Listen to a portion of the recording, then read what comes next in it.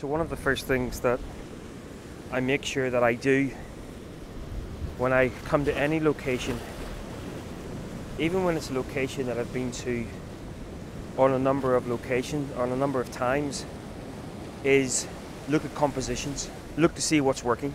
You know, even if I've been to a location huge amounts of times, things are changing. The light's changing, the waves are doing something different. The stones may have a different sheen to them. So of course I've been here a number of occasions and I kind of know what works best, but I always take time before setting the camera up on the tripod. Once you get that camera on the tripod, even the best will in the world will mean that you won't move around the location. So keep the camera off the tripod. Don't worry too much about your settings at this point. Simply what you're looking to do is get within the ballpark figure of what you think works from a composition point of view. Now here in this particular area, what's kind of really the focal point, I think, beyond the stone steps, is how the waves kind of flow in and out. So that's kind of what I'm looking to maximize, maybe pulling the eye back into those stone steps that are actually out, perhaps maybe just beyond the frame. Now behind you there's some absolutely gorgeous light showing. I'm just going to whack a very quick, very blurred or whatever, but just show you what's going on in the sky. So, and that reflective light off those clouds is just subtly starting to bring up. So I'm kind of looking at compositions. Again, I love these rocks in this area just because of all these natural little fissures. So I think my first composition, there's a really flat stone out here. Let me just pick you up and show you. So there's a really flat stone here that picks up some gorgeous light. So you can see just as this wave comes in, a little bit foamy, frothy for my liking. Might not make for such a nice, obviously the sea's been rather churned up, but this little puddle here, I'm always looking for just little puddles as well that might take on some of that morning light. But this is what I would maybe class as an initial composition. Okay, so guys, I know you can't see the composition, but basically what I'm doing is here, I'm not shooting at the moment with any filters. A couple of reasons for that. One, I don't want the footage to be, oh, hang on, I think you're a little bit lopsided, are you? Oh, hey, let's try this. Sorry for the extreme close-up. I don't want any of this to be super long exposure, because I want to keep some of the energy in the waves. And basically, without shooting any filters, I'm not even putting a grad on that at the moment, I'm getting an f11. I'm getting about 1.5, about 1.2, 1.3 of a second, and that's just enough to retain the real dynamism in the waves, and that's what I'm looking to do. This is not a scene for super smooth, kind of ethereal images with a 10 stop. I'll show you one of those, and as you can see, this place works really well with that. But right now, this morning, what I'm really trying to kind of get across is just that energy of the waves, and where that really comes into its own is with a shorter shutter speed. Still long enough just to give a little bit of interest in that sea, but short enough to keep the dynamism. So the light's continuing to improve. Yeah,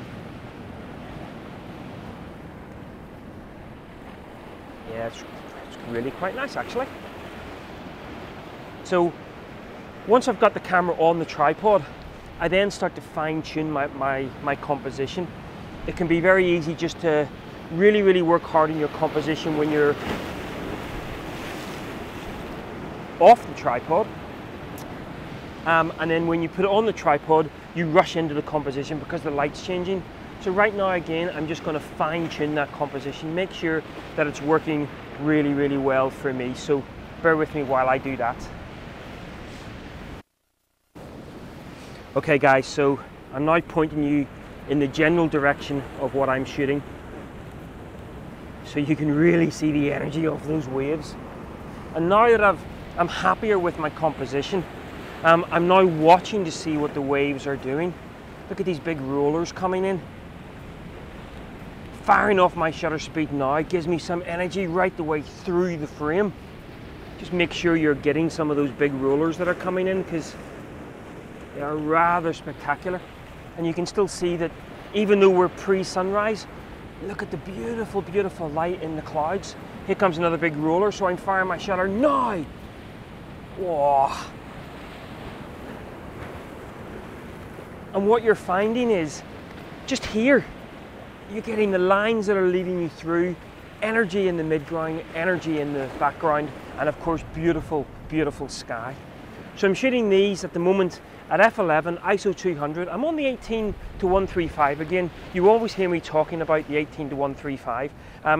This is a location that probably does really suit the 10 to 24. May get out in a moment, but right now it's 18 to 135. So still set up using the energy of the waves coming in front of us, pulling us back, waiting till the waves are just receding just a little bit, and then firing my shutter speed and hopefully catching some of that energy in the foreground. What I'm also looking out for, just gonna position you down a little bit, is just as the waves are washing in and over these rocks as well, that just adds another wee segment of interest into the frame. So when you're shooting by the coast, really important to watch what the waves are doing. That allows you to then maximize your frame.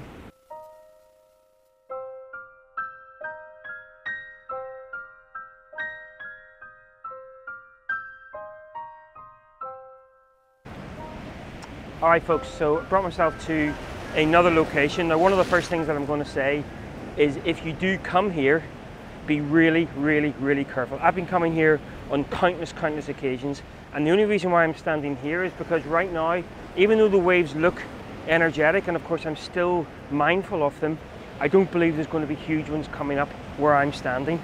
But that does happen, so if you do come here, be really, really careful, especially on a very, very, very stormy day. I would not be standing here if I was thinking I was in any danger. I'm still very, very cautious. These rocks are very slippy. I'm not going to go any further than this. Safety overrules photographs every single day of the week. Right, safety briefing over. Vertical composition. See what I mean? Vertical composition. I now have put my soft edge 3-stop grad on, and I'm now, remember I talked about that puddle? I'm now hoping that this puddle is maybe going to take on some of that reflective light. It might do, it might not do.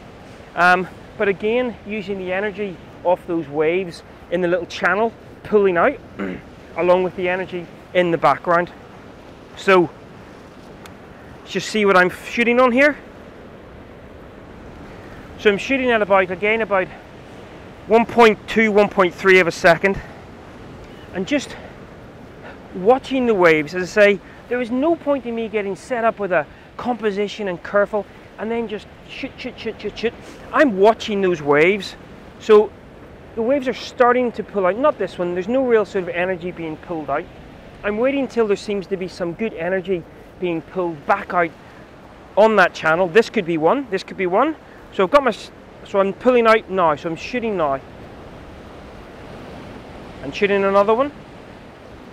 And you can see the difference that makes whenever you wait for just the energy to pull out. It just pulls the eye through. I'm still making those steps my key composition, and still paying attention to the energy in the far distance. The one issue that I always find about shooting this place is trying to get separation between those stone steps and the rocks behind them. I think the separation works best sometimes when the area around the stone steps are completely flooded.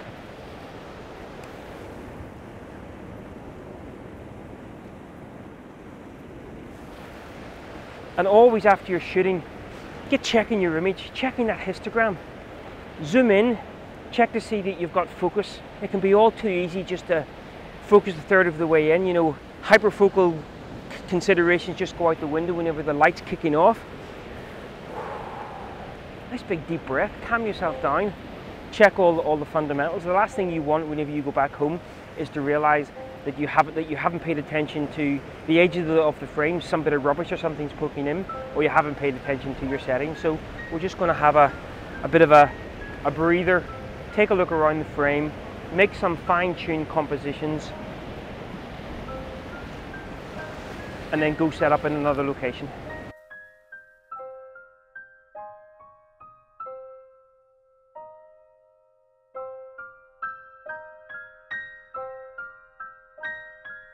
Okay, so I've brought myself back up again. Let me just show you where I am if I turn us around.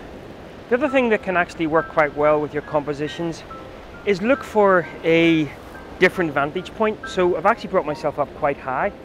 Now again, what I'm doing is I'm shooting in a vertical composition, Fuji X-T1 18-135 at 18mm. I've got the 3-stop soft edge grad on.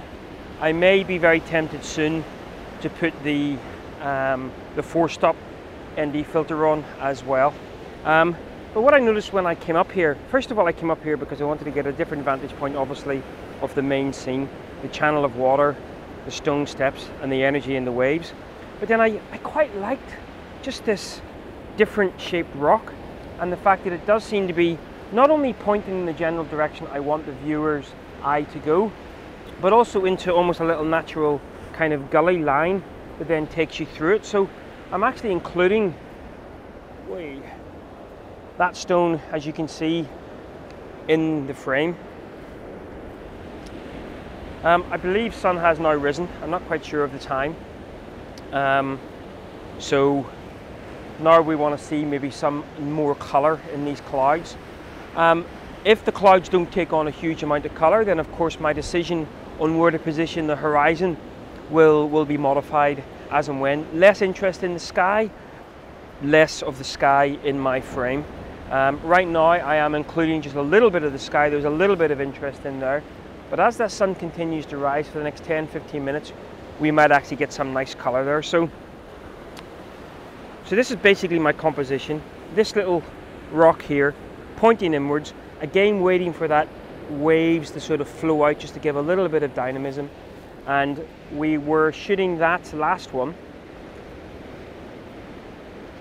f13,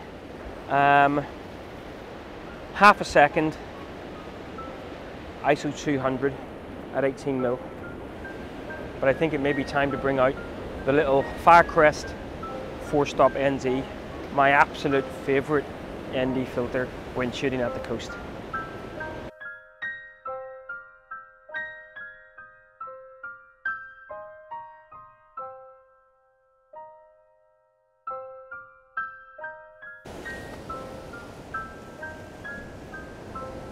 So the light has kind of abandoned us at the moment, and that gives you a chance to do a couple of things. One, and again I talked about this earlier, when you arrive at a scene, really try to keep your camera off the tripod for as long as possible while you fine-tune those compositions. And then when you move positions, it can be oh so tempting again to keep the camera on the tripod and look for new compositions with the camera on the tripod. But every time you move, if you haven't got an idea of a composition, when you get to that point, get the camera off. Yes, there is a risk that the light may be popping and you may be kind of missing something, but I can't stress this enough. Get the camera off the tripod, look for your initial compositions like that, then get the tripod on. Tripod on? Camera on the tripod. Now I've got the 3-stop grad and the 4-stop ND filter on now. And after I had kind of got myself a bit of a composition, and the composition that I was going for was more of a, even though still on the 18-135, I'm actually on the wide 18 side of it, and using the sweep but I say the light has gone. So that's giving me a little bit of a time just to breathe and relax. And I'm not going to shoot anything here. I'm going to wait for the light. Again, don't be fooled into having nice light at the beginning of the morning, at the beginning of your shoot, and then carry on shooting through mediocre light. That's your opportunity to really get composed and really get looking at your composition. So I'm going to eat my own medicine and take the camera off the tripod, get rid of the filters, go look for a composition while this light is mediocre, and we'll catch up in a bit. So guys, I've been going about just handheld, looking at a composition, and that's allowed me to kind of lock something in. And you can probably see now on my face compared to last time, the light, there's just a little gap in the cloud, so I'm not going to take too long here. But once again, getting the camera off the tripod has really allowed me to kind of really fine-tune some compositions. In this next image, I really liked how the two-tone rock, the two different tones of rock, two different makeup of rock, but trying to line up that fissure that goes through both of them. It also allowed me to spot that at the bottom of the foreground rock, there were three white kind of blemishes that really were just pulling the eye back down to the bottom of the frame. So I was just able to sort of edge those up, but still keep the fissures in line.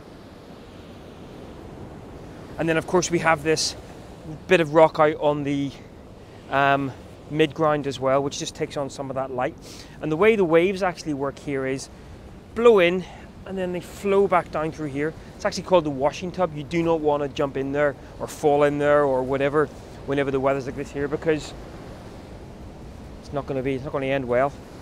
So the waves are flowing this way, kind of just again giving a nice little bit of energy. Now at the moment with a 4-stop NZ filter on, no grad this time because I'm not including any of the sky. You can probably see out there, not really a lot going on in the sky.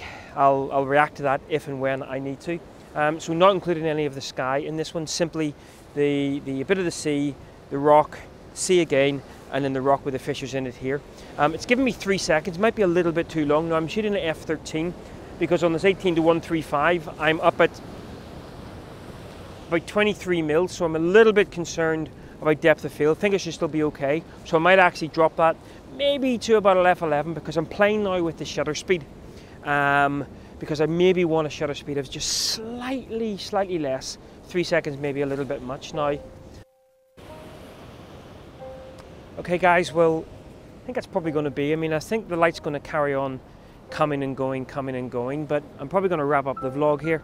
I'm going to stay down here and keep working on some additional compositions. I must have been here now probably 50-60 times in the last 12 months, and I still don't think that I've got a portfolio of images that really represent this place in all of its glory, but slowly but surely getting there. So hope you enjoyed this little trip out to the Herringpond. It's in Port Stewart. Nice ample parking, but as I said earlier, just be very careful of the waves. Can be very unpredictable at this point on the coast. Safety first, folks.